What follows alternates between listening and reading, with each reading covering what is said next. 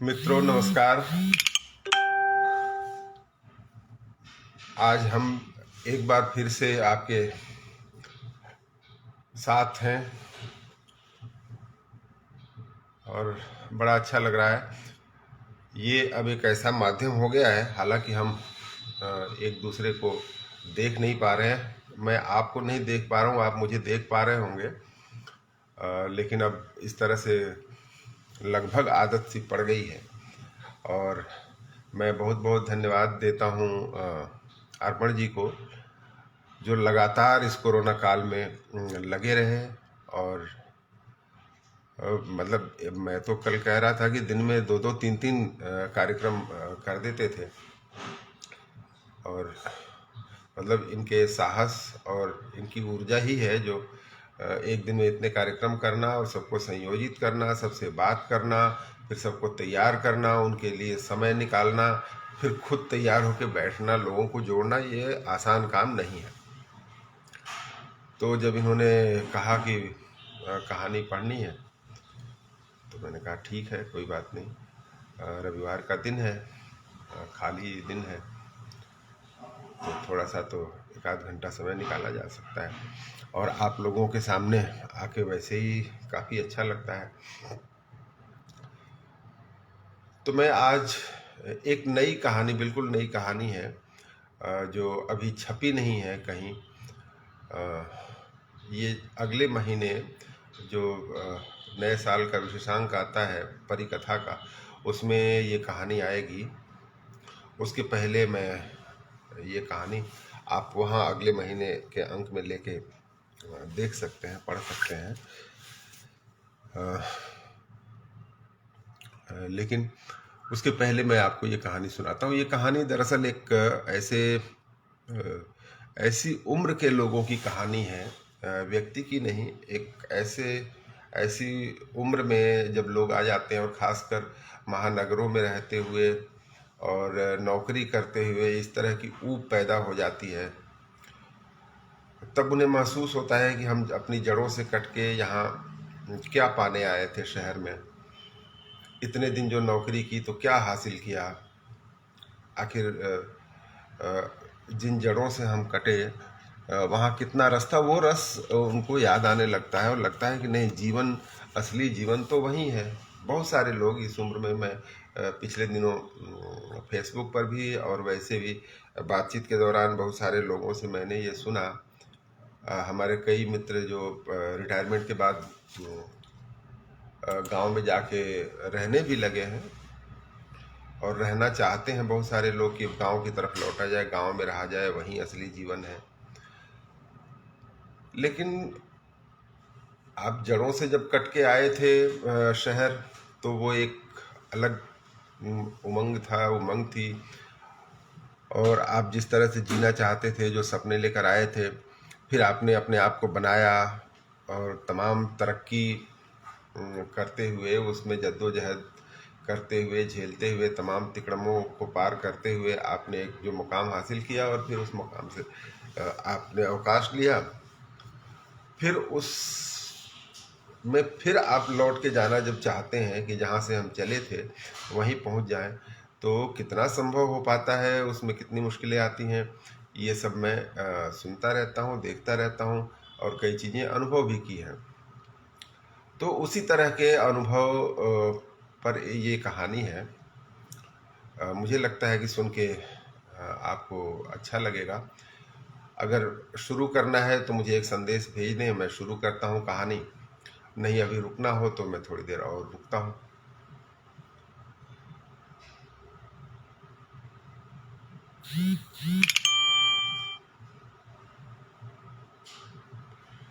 क्या मैं कहानी पढ़ना शुरू करूँ?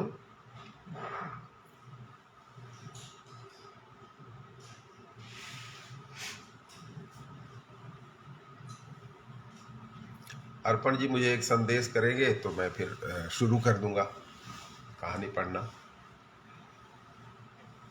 कहानी का शीर्षक है कोपलें फिर फूट आई। मंगला सुनो, उन्होंने पैरों पर मोजे चढ़ाते हुए आवाज लगाई। हाँ जी, नमकीन वाली जिप लगी खाली थैलियाँ तो होगी ना अपने पास, वह तो फेंक देती हूँ, करना क्या है, खाली कर दूंगी कोई, मगर काम क्या है। आज मेरा लंच टिफिन में मत पैक करना। फिर एक काम करना, नमकीन वाली थैली में 2 रोटियां रख देना और एक स्टील की डिब्बी में सब्जी, एक टुकड़ा अचार का, बस। दही, फ्रूट सलाद वगैरह रखने की जरूरत नहीं है। दोपहर को लंच तो करेंगे ना आप? हाँ हाँ, इसीलिए तो लेकर जाऊंगा, मगर इस तरह खाना कौन लेकर जाता है। बस आज ऐसे ही लेकर जाने का मन है। कभी कभी बर्तन बदलने से भी भोजन का स्वाद बदल जाता है। आज थोड़ा देसी ढंग से खाने का मन है। और दफ्तर में लोग देखेंगे तो क्या कहेंगे? खाना तो आपका पियन गरम करके परोसता है ना। फिर पूरे दफ्तर में घूम घूम कर गाएगा कि आप आज प्लास्टिक की पन्नी में खाना पैक करके लाए थे। फिर अरे छोड़ो तुम उन सब की चिंता, बस तुम आज वैसे ही पैक कर दो जैसे कहता हूँ। वे जूते पहनकर टहलने निकल गए थे। मंगला को उनका यह बदला हुआ मिजाज समझ नहीं आया। वह सोचती रही कि आज एकदम से ऐसा क्यों कह रहे हैं, मगर वजह का कोई सिरा पकड़ में नहीं आया। वह सोचती रही, कहाँ तो हर काम में इन्हें नफासत चाहिए, ब्रांडेड चीज़ें ही चाहिए। टेबल पर खाना ठीक से न लगा हो तो डांट देते हैं। अगर टिफिन में खाना ठीक से न रखा जाए तो आते ही सबसे पहले उसकी शिकायत करेंगे। चाय हमेशा टी सेट में ही परोसी जानी चाहिए। केतली, कप या ट्रे पर अगर चाय का एक छींटा भी दिख जाए तो खैर नहीं। इनके सारे दोस्त इनकी नफासत की मिसाल देते हैं। और आज नमकीन वाली थैली में रोटी लेकर जाने का मन हो गया।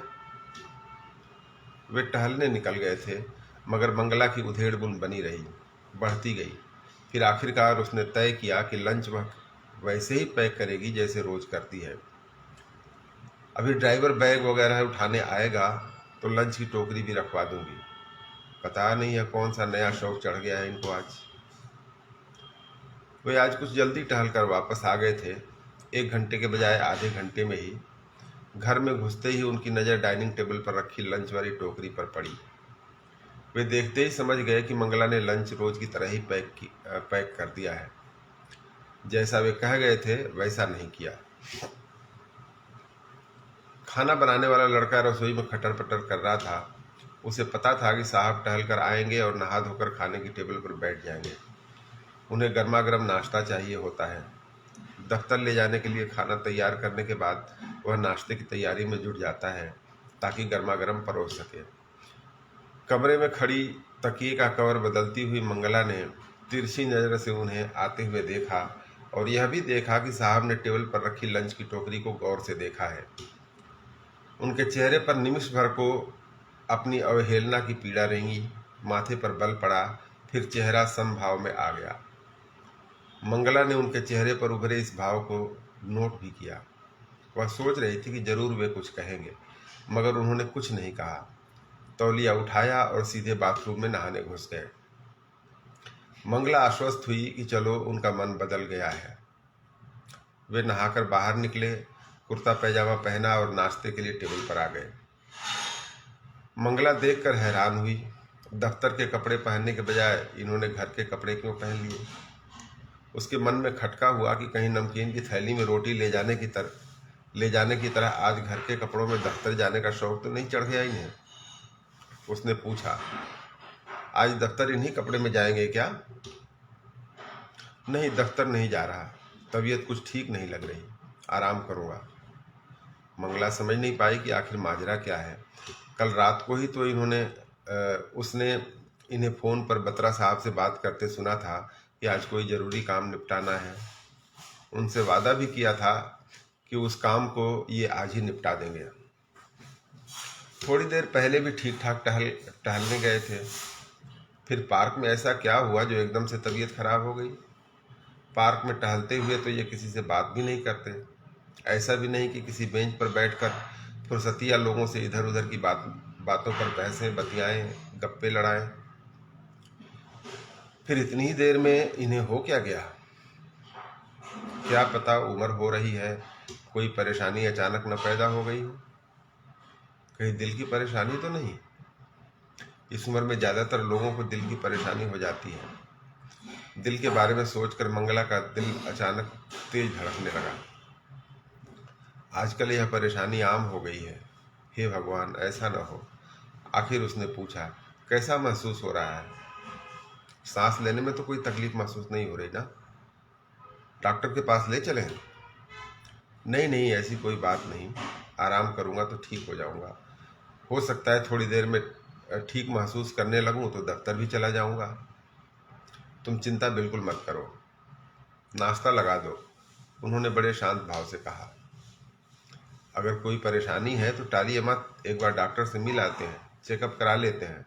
मंगला ने चिंतित होकर जोर दिया। अरे भाई, ऐसा कुछ नहीं है। अगर डॉक्टर से दिखाने लायक परेशानी होगी तो जरूर दिखाऊंगा। उनके स्वर में नरमी बढ़ गई थी, मगर चिंता मंगला की बढ़ गई थी। आज वे जिस स्वर में बात कर रहे थे, इससे पहले मंगला ने वह स्वर कभी नहीं सुना था। वह स्वर उनका स्वाभाविक नहीं था। जरूर कुछ न कुछ तो गड़बड़ है। मगर गड़बड़ है क्या? यह बदलाव अचानक क्यों और कैसे? मंगला ने उनसे कोई तर्क करना उचित नहीं समझा। चुपचाप नाश्ता लगाती रही। आज गोभी के पराठे, भुने टमाटर प्याज की चटनी, आलू टमाटर की रसेदार सब्जी और तड़के वाला सादा रायता बनवाया था। उसने नाश्ते में। गोभी के करारे पराठे इन्हें बहुत पसंद है। पराठे के साथ चटनी, सब्जी और रायते का यह मेल इन्होंने ही अपनी पसंद से तय किया हुआ है।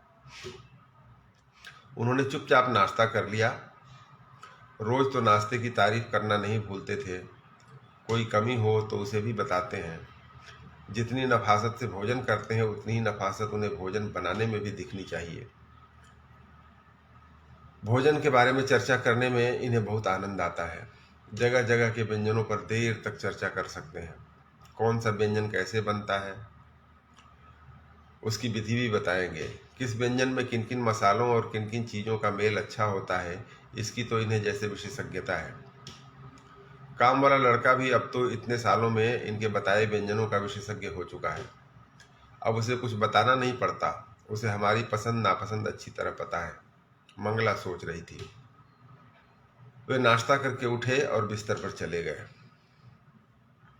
वे यानी नक्षत्र निहाल, यानी N2 सर, यानी साहब। मूल नाम से इन्हें कम ही लोग जानते पुकारते हैं। दफ्तर के लोग बाकी के 2 संक्षिप्त नामों से ही इन्हें संबोधित करते हैं। हालांकि अपने दफ्तर में वही सबसे बड़े अधिकारी हैं, पर उनके समकक्ष या ऊपर के अधिकारी इन्हें N2 संबोधित करते और नीचे के अधिकारी कर्मचारी साहब कहते हैं। मगर साहब के सिर पर आज नक्षत्र चढ़ा हुआ था। भैया कपड़ा पे पानी है बहुत। छोड़ दो। मगर साहब के सिर पर आज नक्षत्र चढ़ा हुआ था। वही गांव का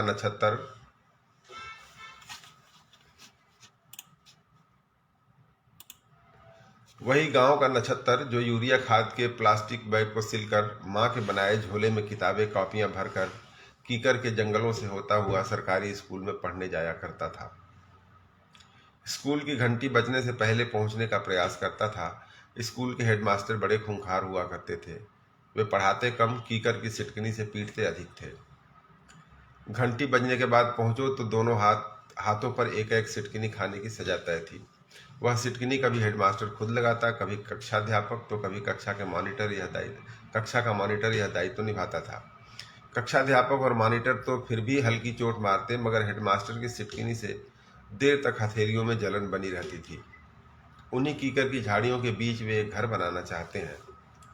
पिछले 2-2.5 महीनों से उन्हें शहर छोड़कर गांव में बसने का विचार मत रहा है। 2 साल बाद वे रिटायर हो जाएंगे। उसके बाद गांव जाकर रहने का विचार है। हालांकि गांव में पुराना पैतृक घर है, मगर वे एक अलग से नया घर बनाना चाहते हैं। उस घर का नक्शा जब तब उनके मन में उभर आता है। घर कहाँ होगा, उसका दरवाज़ा किस तरफ को होगा, कितना बड़ा होगा, उसमें कितने कमरे होंगे, बाहर एक बड़ा बरामदा भी रखना होगा। बाथरूम और रसोई किस तरह के होंगे वगैरह। आज भी जब वे नाश्ते के बाद बिस्तर पर लेटे तो गांव के भावी घर का नक्शा फिर उभर आया, मगर अब एक नए विचार ने उसमें अपनी घुसपैठ शुरू कर दी थी।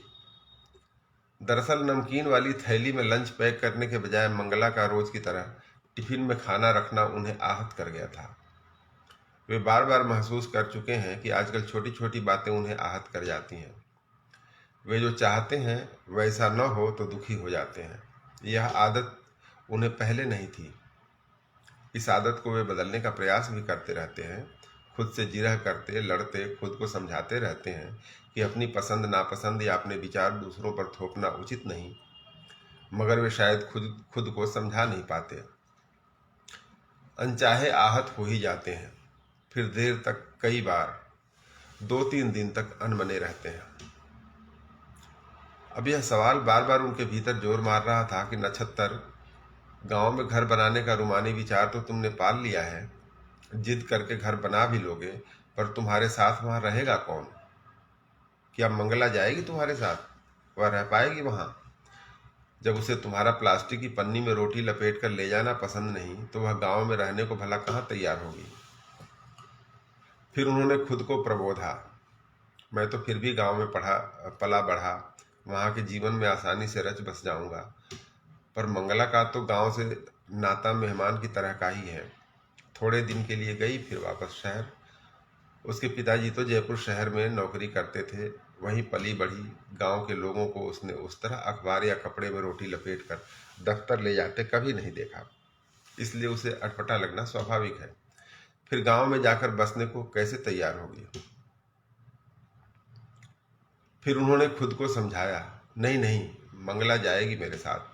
अब गांव पहले वाले गांव नहीं रहे, वहां हर सुविधा पहुंच गई है। फिर मेरा गांव तो शहर से कोई दूर है भी नहीं।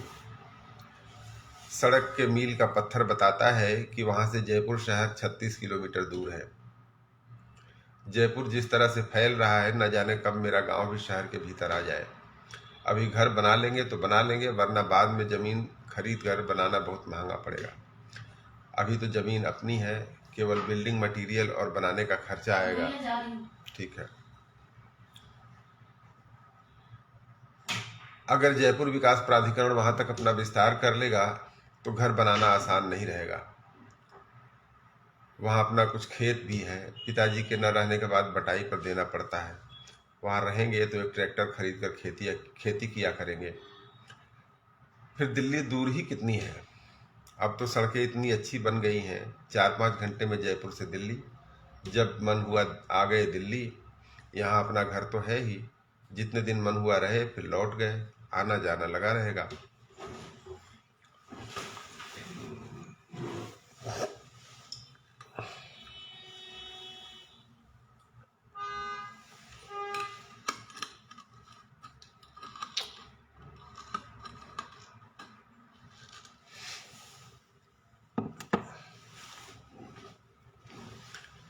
बचपन में स्कूल के अध्यापक ने उन्हें जो बात समझाई थी, वह उनके मन में पत्थर पत्थर पर लकीर की तरह मन में आज भी अमिट है।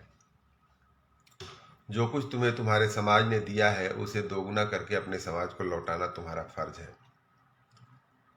मगर जब तक अपने समाज में रहेंगे नहीं, उससे जुड़ेंगे नहीं, तब तक उसे उसका दिया लौटाएंगे कैसे?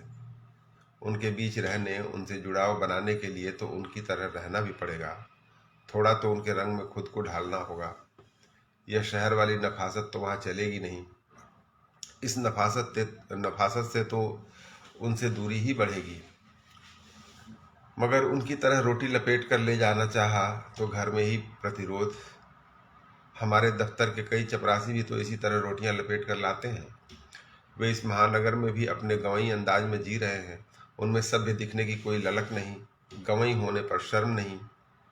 मैं दोपहर को उन्हें अखबार या कपड़े में लपेट कर लाई रोटियां खाते अक्सर देखता हूँ। दफ्तर के चपरासियों तक से तो ठीक से नज़दीकी नहीं बन पाई है मेरी। साहब बनने की अकड़ में उनसे दूरी ही बनाए रखी सदा। बस डांटते फटकारते, उनकी कमियां निकालते निभाया है उनसे संबंध। अगर इन चपरासियों की तरह थोड़ा भी रहना आता मुझे, तो शायद इनसे निकटता भी कुछ बनती। वहाँ गांव में जाऊंगा और उनकी तरह रहना नहीं सीखूंगा तो वे भला क्यों स्वीकार करेंगे मुझे। कुछ तो बदलनी पड़ेंगी अपनी आदतें, अपना स्वभाव। यही सोचकर तो प्लास्टिक की पन्नी में रोटी ले जाने का तय किया था। फिर उनके भीतर भावी घर और खेतीबाड़ी की योजनाएं चित्र रूप में उभर रही थीं। उनके मन में अब यह भी घुमड़ने लगा था कि गांव में जाकर ऐसा क्या कुछ करें कि जिससे हमारे समाज का भला हो। तभी उनके कानों में मंगला के किसी से बात करने की आवाज पड़ी। उन्होंने ध्यान से सुना। वह बेटे से बात कर रही थी। बेटा अमेरिका में है, डॉक्टर है। वे आंखें बंद किए नींद में होने का स्वांग किए मंगला की बातें सुनने लगे।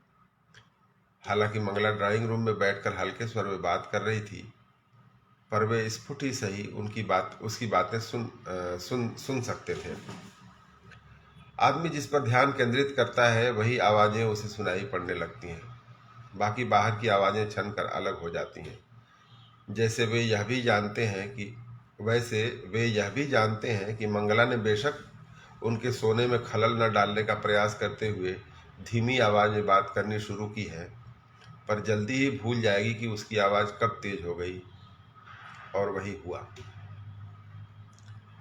वे मंगला की बातें सुन पा रहे थे। पता नहीं इन्हें क्या हो गया है बेटा, आजकल चुपचाप ज्यादा रहने लगे हैं। किसी बात पर कोई उत्साह नहीं दिखाते। अब तो कुछ अजीब तरह के विचार भी इनके मन में उठने लगे हैं। आज कहने लगे कि नमकीन वाली प्लास्टिक की पन्नी में रोटी और स्टील की छोटी डिब्बी में सब्जी पैक कर दो, वही ऑफिस ले जाऊंगा। अब टहल कर लौटे हैं और नाश्ता करके सो रहे हैं। कह रहे थे आज दफ्तर नहीं जाएंगे, तबीयत कुछ ठीक नहीं है। रिटायरमेंट को तो अभी 2 साल है बेटा, रिटायरमेंट के बाद की चिंता नहीं लगती मुझे। हाँ, मुझे भी यही लग रहा है। जब से कोरोना से ठीक हुए हैं तभी से कुछ अनमने रहने लगे हैं। अखबार में पढ़ा है मैंने कि कोरोना के बाद दवाओं का कई लोगों के दिमाग पर कुछ असर हुआ है। हालांकि मुझे तो ऐसा कुछ नहीं हुआ। इसकी कोई दवा हो तो बताओ बेटा, ले आऊंगी। तुम तो जानते ही हो इनका स्वभाव। मोहल्ले में भी कहाँ किसी से बहुत मिलते जुलते हैं। वही दफ्तर के कुछ लोग हैं जिनसे हंस बोल कर बातें कर लेते हैं। यहाँ तो पार्क में भी जाते हैं तो चुपचाप टहल कर लौट आएंगे, न किसी से दुआ न सलाम। सोसाइटी के कुछ लोग अगर कोई काम होता है तभी आते हैं। होली दिवाली पर कोई आ जाता है तो उसके साथ बैठकर बेशक कुछ देर बोल बतिया लेते हैं। नहीं तो त्योहारों पर मिलने जुलने, गिफ्ट वगैरह देने की जिम्मेदारी तो मैं ही निभाती हूँ। कैसे सोशलाइज कराऊं इन्हें। वे लेटे लेटे अब दूसरी दुनिया में विचरने लगे थे।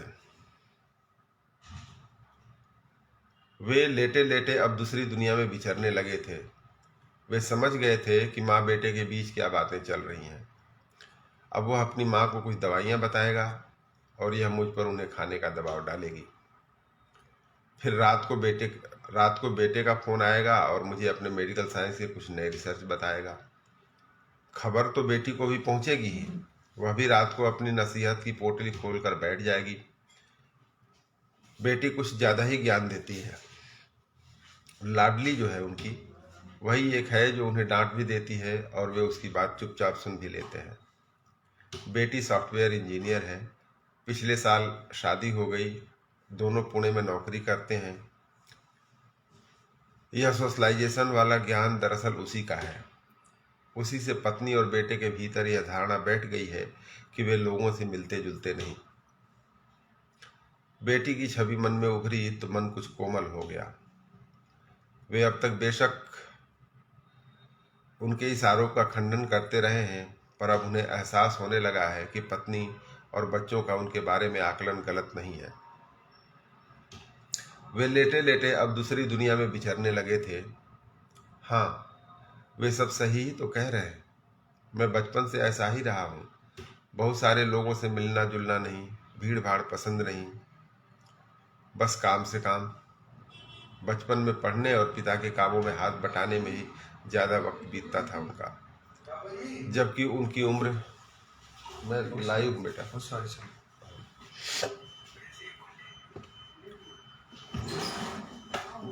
ये ले लो।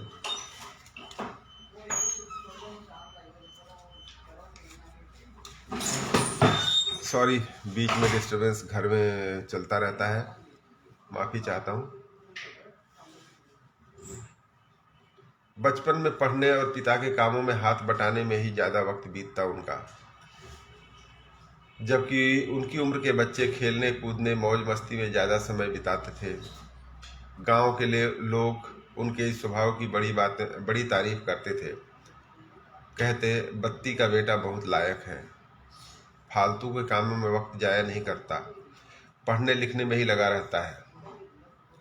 बत्ती लाल उनके पिता का नाम था। गांव वालों की तारीफ ने उन्हें और एकांत प्रिय बना दिया था।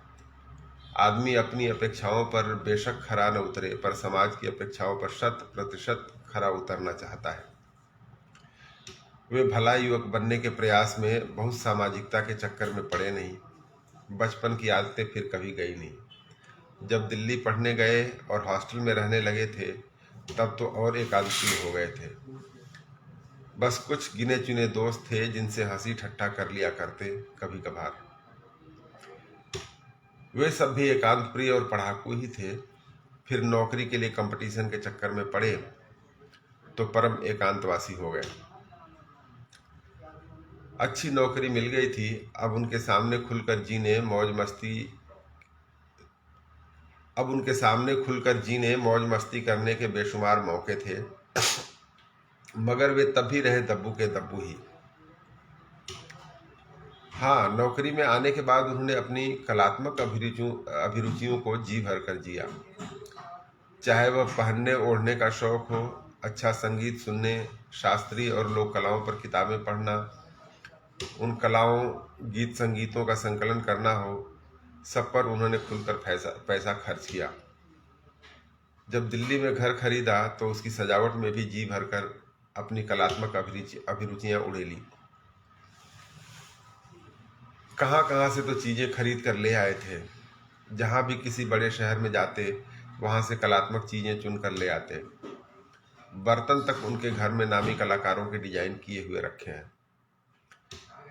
ऐसे में मंगला को नमकीन की पन्नी में रोटी ले जाने का विचार अटपटा तो लगेगा ही ना। सोचते सोचते उन्होंने करवट बदला।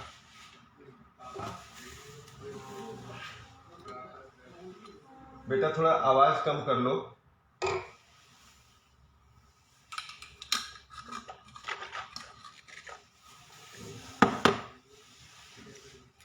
मंगला की बेटे से बात खत्म हो गई थी। अब वह उनके बिस्तर के पास ही खड़ी थी। उन्होंने करवट बदला तो उसने पूछा, अब कैसा महसूस कर रहे हैं? अब काफी बेहतर महसूस कर रहा हूँ। चाय बनवा दूं थोड़ी सी? तुमने ब्रेकफास्ट कर लिया? नहीं, आप चाय लेंगे तो साथ में मैं नाश्ता भी कर लूंगी। चलो बनवा लो। मंगला ने लड़के को चाय बनाने के लिए कह दिया। चाय आई तो वह एक प्लेट में अपना नाश्ता भी ले आई। वैसे बिस्तर पर कुछ भी खाना पीना उन्होंने वर्जित कर रखा है, पर विशेष स्थितियों में छोटी टेबल पर रखकर कभी कभार ऐसा कर लिया जाता है। मंगला ने लड़के को भी नाश्ता कर लेने को कहा और बेडरूम का दरवाजा उड़का दिया। उसने पूछा, दफ्तर में तो सब ठीक चल रहा है ना?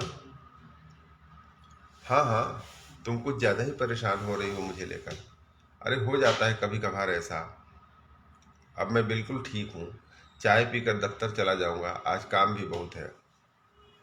हाँ, चले जाइएगा, मगर सब ठीक तो नहीं लग रहा। कुछ न कुछ तो है जरूर, जिसे लेकर आप कुछ दिनों से परेशान लग रहे हैं। कुछ बताते भी नहीं। क्या बात है, बताइए। इस पर गुमसुम रहने से किसी समस्या का हल तो नहीं निकलेगा ना? इस तरह गुमसुम रहने से किसी समस्या का हल तो निकलेगा नहीं।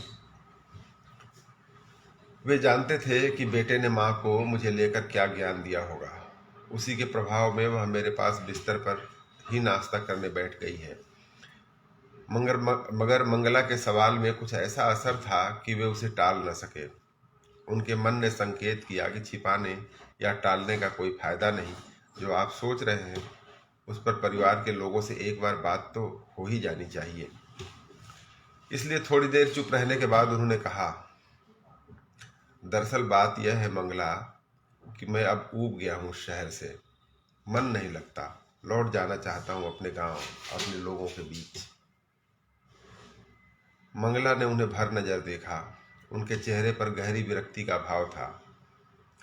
मंगला ने निवाला गले से नीचे उतारा, गहरी सांस ली। उसके मन ने कहा, ये भावनाओं में बहकर तो कभी ऐसे मामले में कोई फैसला नहीं करते। ऐसा क्यों सोच रहे हैं आप? उसने पूछा। रिटायरमेंट के बाद यहाँ करने को तो कुछ रहेगा नहीं। क्या करेंगे दिन भर घर में पड़े पड़े? वही खाना, सोना, किताबें पढ़ना, टीवी देखना, फालतू के समाचारों पर कुढ़ना। गांव चलकर रहेंगे, वहाँ अपने लोग हैं, अपने समाज के लोग हैं, उनके बीच रहेंगे। कुछ खेती बाड़ी, कुछ समाज सेवा वगैरह करेंगे। उनसे बोल बतिया कर जी बहलेगा। यहाँ तो कौन है जिसके साथ समय बिताएंगे? लोग तो यहाँ भी कम नहीं जिनके साथ समय बिताया जा सके। यहाँ करने को भी बहुत कुछ है, मगर चूंकि आप गांव को लेकर सोच रहे हैं, इसलिए वहीं आपको करने लायक काम नजर आ रहे होंगे। पर गांव में रह पाएंगे आप? गांव में रहने का सुख यहाँ से कहीं अधिक है मंगला। वहाँ के लोगों में जो प्यार है, अपनापा है, सुख दुख में साथ देने की जो भावना है, वह यहाँ कभी नहीं मिल सकता। मगर गांव वाले आपको कितना अपना पाएंगे?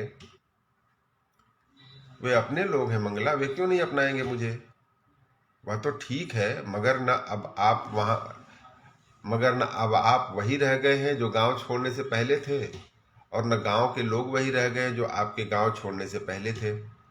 गांव भी शहर बनने को बेताब है। अब गांव सिर्फ शरीर से नहीं, मन से भी बदल गए हैं।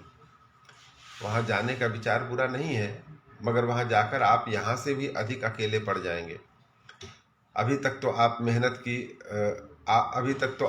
मेहमान की तरह वहां जाते थे। गांव के लोग आपको गर्व से देखते थे। आप अभी तक उनके लिए काम के हैं। रिटायरमेंट के बाद शायद काम के न रह जाएं, इसलिए वे आपको स्वीकार भी न कर पाए। यहाँ भी लोग रिश्ते मतलब के लिए ही बनाते हैं मंगला। दिल्ली तो बड़ा बेरहम शहर है। जब तक आप पद पर हैं तब तक लोग आपसे नज़दीकी बनाए रखेंगे। पद पर नहीं है तो रिश्ते भी नहीं हैं। वहाँ ऐसा नहीं है। कोई बात नहीं, हर कोई एक न एक दिन नौकरी से रिटायर तो होता ही है ना।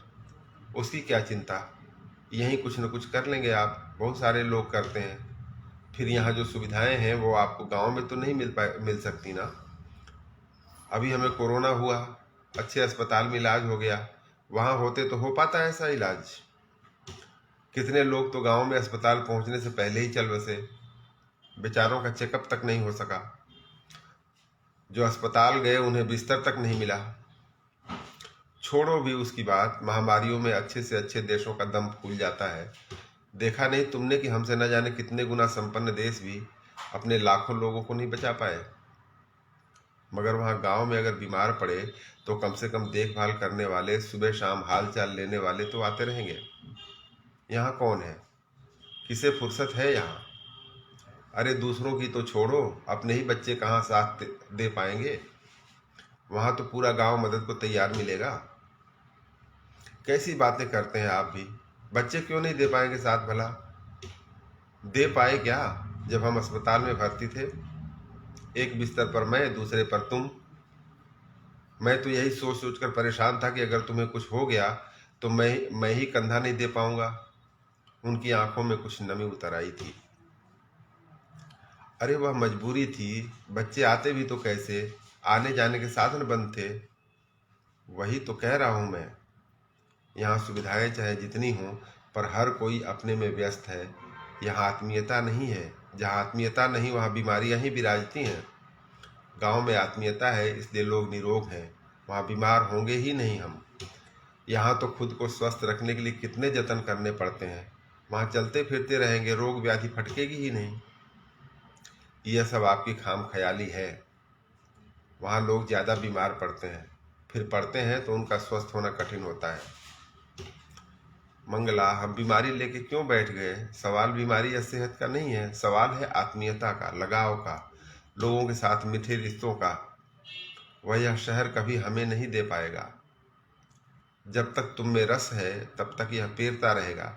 जैसे ही रस खत्म हुआ खोई की तरफ फेंक देता है। फिर लड़ते रहो अपने अस्तित्व के लिए कि तुम्हें जलावन बनना है कि किसी मिल में गल पचकर गत्ता। अभी आप जज्बाती होकर सोच रहे हैं, थोड़ा व्यवहारिक होकर सोचिए, फिर फैसला कीजिएगा। और फिर हम बच्चों से भी इस बारे में विचार विमर्श करेंगे। अभी तो आप दफ्तर जाना चाहते हैं तो तैयार होकर चले जाइए। एक आध हफ्ते बाद हम इस पर ठंडे दिमाग से विचार करेंगे। फिर आपके रिटायरमेंट में तो अभी 2 साल हैं, तब जैसी स्थितियां बनेगी वैसा कर लेंगे। चिंता मत कीजिए। अभी से क्यों तब की बात लेकर परेशान हो रहे हैं। मंगला ने नाश्ता खत्म कर लिया था। उसने बर्तन समेटते हुए कहा। वे भी उठे और अलमारी से कपड़े निकालने लगे।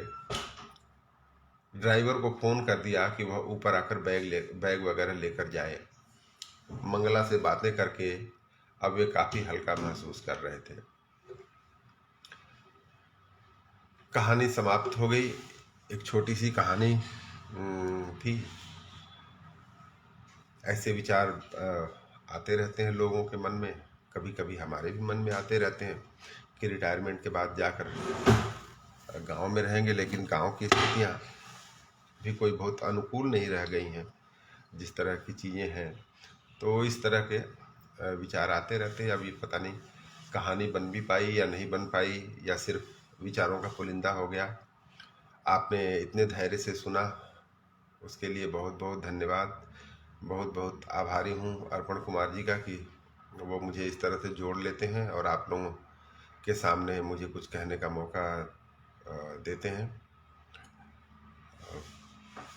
अगर किसी का कोई सवाल हो तो मैं कुछ कह सकता हूँ, नहीं तो फिर बात समाप्त करें। आज की बैठक यहीं पर समाप्त करें।